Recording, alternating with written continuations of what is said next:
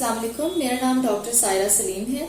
मैं एक consultant psychiatrist हूँ और मैं साइकेट्री क्लिनिक पर एज अ कंसल्टेंट साइकेट्रिस्ट काम करती हूँ।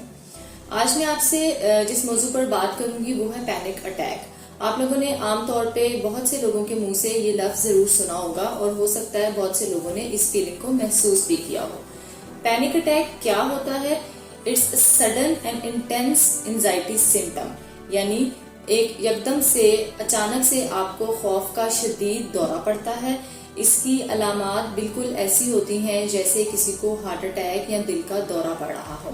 ठंडे पसीने आते हैं जिस्म में, सांस इंसान का घुटने लग जाता है, कपकपी तारी हो जाती है, बेजा खौफ, मौत का डर महसूस करता है इंसान और उसका दिल चाहता है कि यहाँ से निकल के किसी खुली जगह में, किसी खुली हवा में सांस लेने की वो कोशिश करता है। अब इसमें जब आपको पैनिक अटैक हो रहा है, ठीक है, उसको कैसे हैंडल किया जाए, उस टाइम पर क्या किया जाए कि उस दौरे की शिद्दत को कम से कम किया जा सके।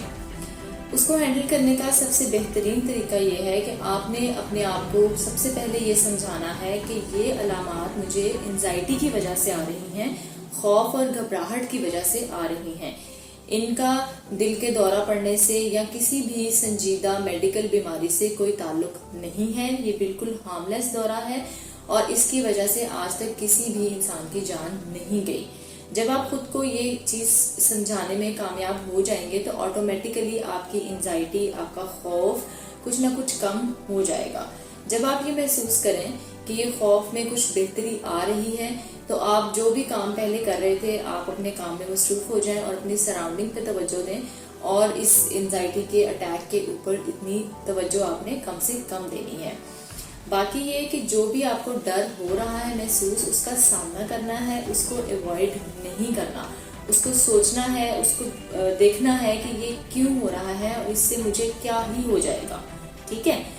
दूसरी चीज जो आप पैनिक अटैक के दौरान कर सकते हैं वो है ब्रीदिंग एक्सरसाइज, यानी कि गहरे सांस की मशक करनी है आपने। उसको आपने करने के लिए सबसे पहले अपनी आंखें बंद करनी है। आपने अपना पूरा फोकस अपनी सांस के ऊपर रखना है। नाक के जरिए आपने गहरी सांस अंदर खींचनी है। उसको आपने 3 से 4 सेकंड के लिए होल्ड करके रखना है और फिर मुंह के जरिए सांस बाहर निकालनी है। दोबारा से नाक के जरिए सांस अंदर खींचनी है, 4 से 5 सेकंड होल्ड करके रखनी है और मुंह के जरिए आपने सांस को बाहर निकालना है। इस दौरान आपका सारा फोकस आपकी सांस अंदर खींचने और बाहर निकालने की तरफ ही होना चाहिए। इससे ये होगा कि आपका फोकस उस एंजाइटी अटैक से हट जाएगा और आप थोड़ी ही देर में बेहतर महसूस करने लग जाएंगे। एक जो पैनिक अटैक होता है आमतौर पे उसका दौरानिया 5 मिनट से लेकर आधा घंटा तक होता है। तो आपने खुद को ये चीज समझानी है कि ये एक दौरा है, ये वक्ती तौर पर है और ये थोड़ी देर में गुजर जाएगा। मैक्सिमम 5 मिनट से लेके मैक्सिमम हाफ आवर यानी कि आधे घंटे तक ये हो सकता है। उतनी देर में आपने खुद को कंपोज रखने की कोशिश करनी है, अपने आप को कंट्रोल रखना है। पैनिक अटैक को या अपने फियर को आपने अपने ऊपर हावी नहीं होने देना। ठीक है। दूसरा जो तरीका इलाज होता है पैनिक अटैक का वो मेडिसिन के जरिए होता है। उसमें SSRI मेडिसिन दी जाती हैं या फिर बेंजोडाइजिपीन दवाइयाँ इस्तेमाल की जाती हैं। ये दवाइयाँ आप किसी मुस्तनद साइकेट्रिस्ट के नुस्खे के मुताबिक ही इस्तेमाल करेंगे और जिस तरह से जितनी डोज में आपको बताई जाए वो दवाई आप तब इस्तेमाल कर सकते हैं। अब एक सवाल ये भी उठता है कि इस दौरे को पड़ने से बचाया कैसे जा सके। क्या ऐसी चीज हम कर सकते हैं कि इसको प्रिवेंट किया जा सके कि ये दौरा हमें पड़े ही नहीं। उसमें सबसे पहले आपने जब भी आपको अटैक आता हो आपने इस चीज को आइडेंटिफाई करना है क्या स्ट्रेस है वो जो आपको पैनिक अटैक का बाइस बन सकता है। क्या वो कोई सिचुएशन है, क्या वो कोई शख्स है जिसको देख के आपको पैनिक अटैक होता है, या काम है या कोई और लोड है आपके। अपने स्ट्रेस को आइडेंटिफाई करें और फिर उसको रिजॉल्व करने की कोशिश करें, उसके ऊपर काम करें। उस स्ट्रेस के ऊपर उसको अवॉइड नहीं करना बल्कि उसको फेस करना है और उसको हमने हल करने की कोशिश करनी है ताकि वो स्ट्रेस जब नहीं होगा तो फिर हमारे पैनिक अटैक की फ्रिक्वेंसी भी ऑटोमेटिकली कम हो जाएगी। بہت سی چیزیں ہیں جو پینک اٹیک کو جو آپ کو پینک اٹیک ہونے کا باعث بن سکتی ہیں یا وہ پریسیپیٹیٹ کر سکتی ہیں اس سچویشن کو. اس میں ایک تو یہ کہ انڈر لائن کوئی بھی میڈیکل کنڈیشن ہو سکتی ہے. بہت سی ایسی جسمانی بیماریاں بھی ہوتی ہیں جو انسان کو پینک اٹیک یا پینک ڈس آرڈر کا باعث بن سکتی ہیں. ٹھیک ہے. دوسری چیز اس میں یہ ہو سکتی ہے کہ گیدرنگ ہو, کوئی سوشل ایونٹ ہو, زیادہ لوگوں میں جب آپ کو جانا پڑے تب آپ کو یہ اٹیک ہو سکتا ہے. کچھ لوگوں کو سوشل انزائٹی بھی ہوتی ہے. فار ایگزامپل ان کو کوئی اگر پریزنٹیشن دینی ہے, کوئی لوگوں کا سامنا کرنا پڑ گیا ہے تو اس وجہ سے پینک اٹیک ان کو ہو سکتا ہے.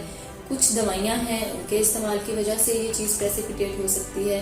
بعض اوقات ہماری ڈائٹ میں ہم کچھ ایسی چیزیں لے رہے ہوتے ہیں جو پینک اٹیک کو بڑھاتی ہیں یا پریسیپیٹیٹ کرتی ہیں اس سچویشن کو. چائے یا کافی کا زیادہ استعمال بھی بعض اوقات پینک اٹیک کا باعث بن سکتا ہے. تو ان ساری چیزوں کو ہم نے نظر میں رکھنا ہے, ان کے اوپر کام کریں. جو بھی آپ کا سٹریس ہے اس کو آئیڈینٹیفائی کریں اور پھر اس کو ریزالو کریں. ان سب چیزوں کو پریونشن کے باوجود اگر آپ کو کبھی پینک اٹیک ہو جائے تو اس کو ہینڈل کیسے کرنا ہے وہ میں نے آپ کو بھی ایکسپلین کر دیا ہے. پھر بھی اگر آپ کو لگے کہ پینک اٹیک کی فریکوینسی زیادہ ہو رہی ہے یا پھر اٹیک گزر جانے کے بعد بھی آپ کو یہی خوف ہے کہ مجھے اٹیک دوبارہ ہو جائے گا یا اس کی وجہ سے آپ کا کام متاثر ہو رہا ہے, آپ کا ذہنی سکون متاثر ہو رہا ہے اور آپ کو ہر وقت یہی خوف رہتا ہے کہ کہیں مجھے پینک اٹیک نہ ہو جائے, تو ایسی سچویشن کو ہم پینک ڈس آرڈر کہتے ہیں. ایسی کنڈیشن میں آپ نے فوراً کسی سائیکالوجسٹ یا سائیکیٹرسٹ سے ملنا ہے, اس کا پراپر علاج کروانا ہے. پھر وہ ادویات کے ذریعے اور تھراپی کے ذریعے اور جو بھی سائیکولوجیکل مینجمنٹ ہوگی اس کے ذریعے آپ کا پراپر علاج کیا جائے گا. لیکن اس کے لیے مختلف ڈاکٹر کے پاس جانا ضروری ہے. ٹھیک ہے. اور اپنا اور اپنے ارد گرد لوگوں کا خیال رکھیں. نیکسٹ ویڈیو میں دوبارہ ملاقات ہوگی. شکریہ.